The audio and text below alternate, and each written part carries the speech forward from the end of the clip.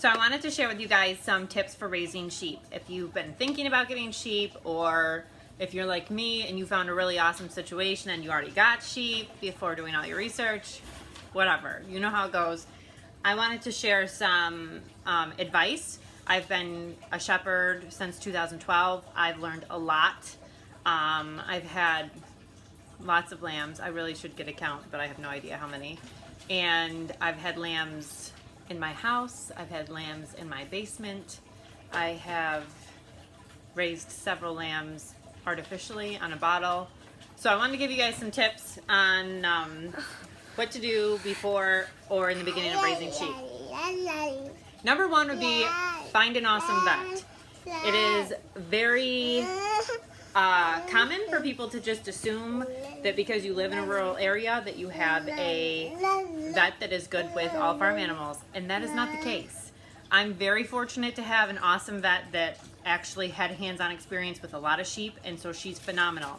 But I know a lot of people that don't have vets that will come out to them, or if they do, they are very expensive, like hundreds of dollars for them to get a vet, and then it may not be exactly worth that. So a great thing to do ahead of time is to call around, find a vet that is comfortable working with small ruminants, which would be sheep and goats, and find out like how much it costs for them to come out to your farm, how much it costs, like is it a charge per minute, is it a charge for services, what exactly is the rate for the vet, so that you know ahead of time what you're working with, and is it worth a call to the vet, or do you need to do your own research and figure it out yourself. Another great idea is to research sheep breeds. There are so many breeds of sheep for so many different reasons, from meat to fiber to dairy. Some people get sheep just for grazing. So you should research what breed of sheep is best for you. And a great website for that is sheep101.com. I believe that's where I started when my husband was crazy and said, we live on Lamb Road, we should get sheep. And I was like, no, we shouldn't. And then because I'm crazy, I was like, wait a minute, that could be fun. So now, you know, blah, blah, blah. So research the different sheep. There's a lot of different sheep for different purposes, and it depends on where your heart wants to go with your flock. Is it something that you're going to just be raising meat animals? Is it something that you want fiber from? Is it a dual purpose thing? You want meat and fiber like us? Do you want to be raising sheep for 4-H kids, to be showing sheep and have project animals? There's a lot of opportunity out there. Do you want to be raising sheep to lease them out to graze under solar panels? That's another new thing people are doing. If you live in a forward-thinking community and a lot of people are getting solar power, those things are a pain to mow under, and a lot of times people hire sheep to graze underneath them because they're better at it than the lawnmowers are. So do some research, find the breeds of sheep you want, and then start researching through the breeder association. So like for us, it's American Southdown Sheep Association. I believe it's American Southdown Breeders Association. There is an association for every breed of sheep. There are some breeds of sheep that are not in the United States yet, like those Valais black nose that everybody loves, that have like the curly horns and the panda-like markings.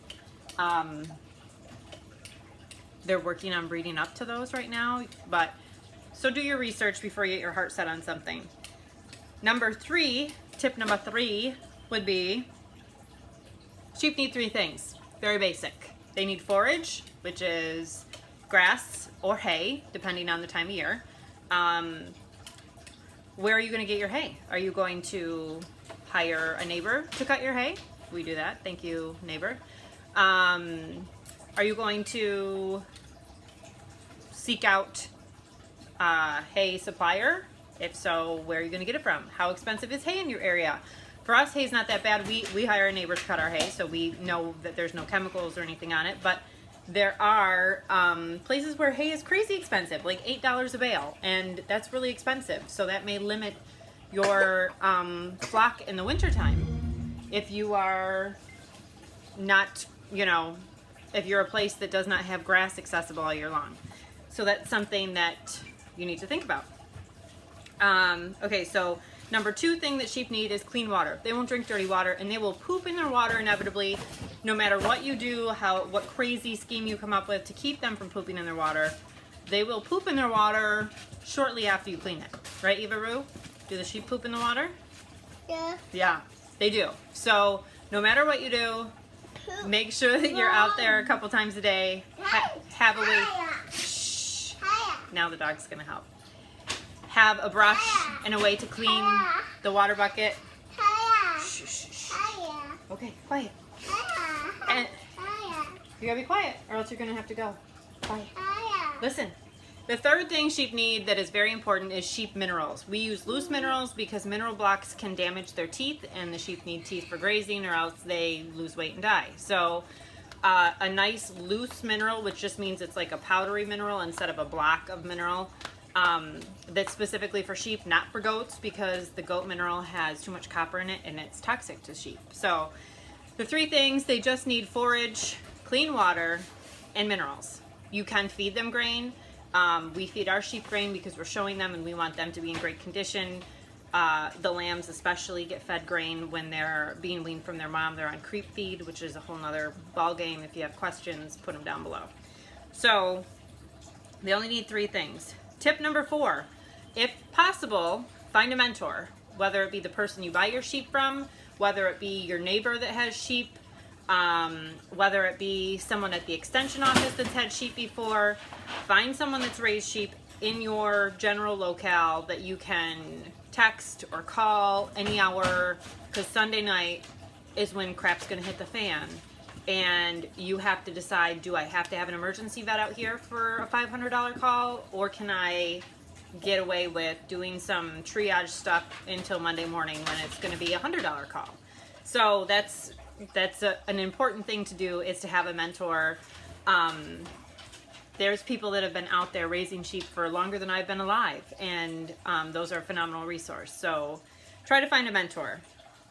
Number 5, tip number 5 is invest in the best stock you possibly can. So when you decide on the breed of sheep that you want to raise, do your research and invest your budget on the best stock you can. So quality, not quantity, because that's going to do a major boost in your positive, experience with raising sheep.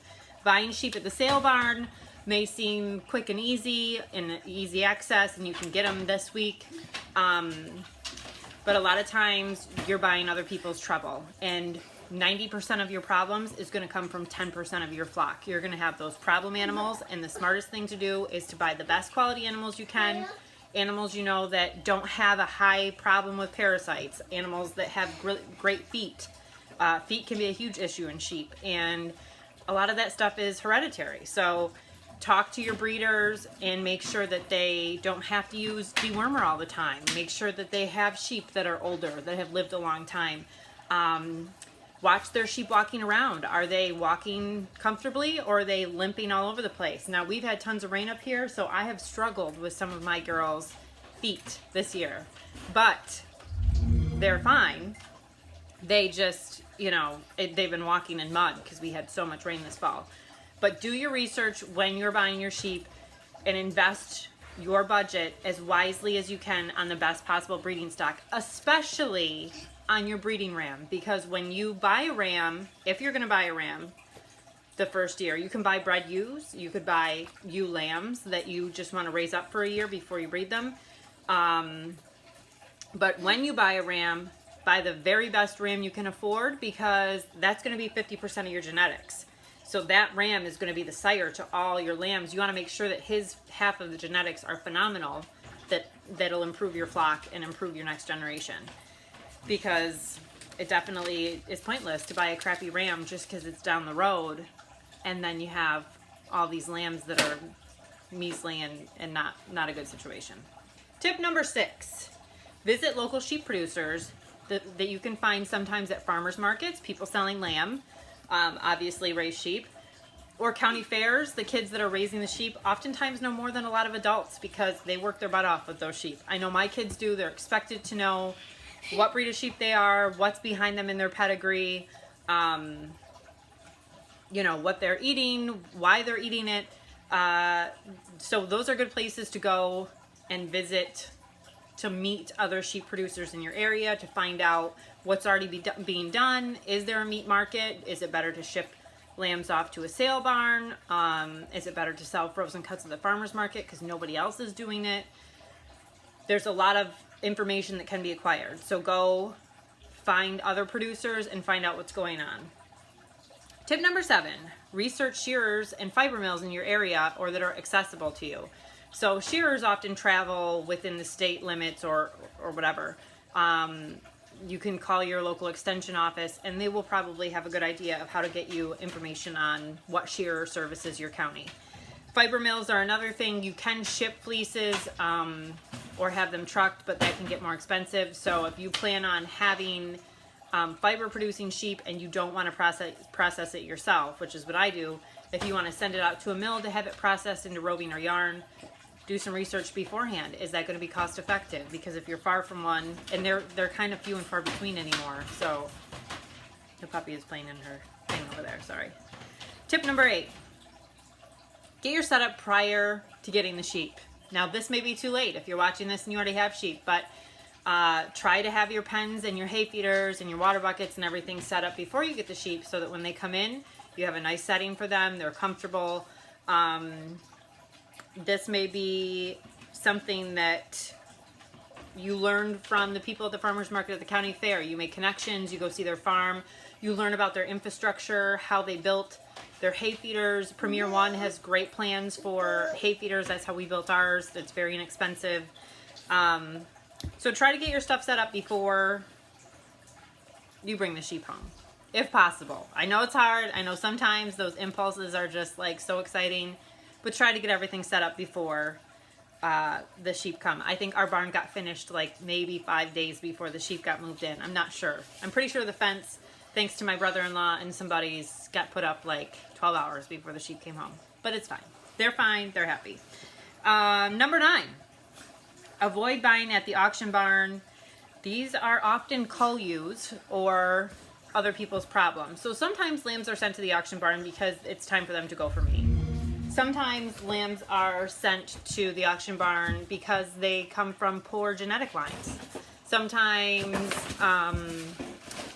they're ewes that look healthy, but when they go to lamb, they have a bad udder and they can't feed their lambs. So like I said before, even though it seems quick and easy, try to avoid the sale barn, purchasing at the sale barn. You can go to the sale barn to learn some stuff, to talk to some producers, to see what the prices are for going for lambs, and that's often a year, like a time of the year thing, but try to avoid purchasing at the sale barn itself. And last tip would be research the market in your area. Like I said, go to the sale barn and see what the prices are for lambs. Go to fiber festivals and see what the going rate is for yarns or rovings or fleeces or whatever you're looking to sell. Go to the farmer's market and see if there's people selling lamb cuts. If they are, what could you do differently? Maybe you could do specialty sausages or whatever.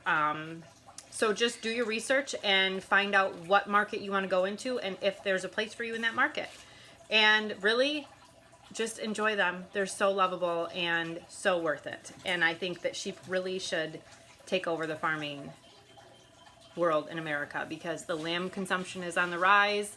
People are wanting to eat more local lamb, and right now most of the lamb that's in the grocery stores is from New Zealand or Australia, and I think there's a huge gap that's ready to be filled. So think about it, do your research, and I hope this helped you guys out.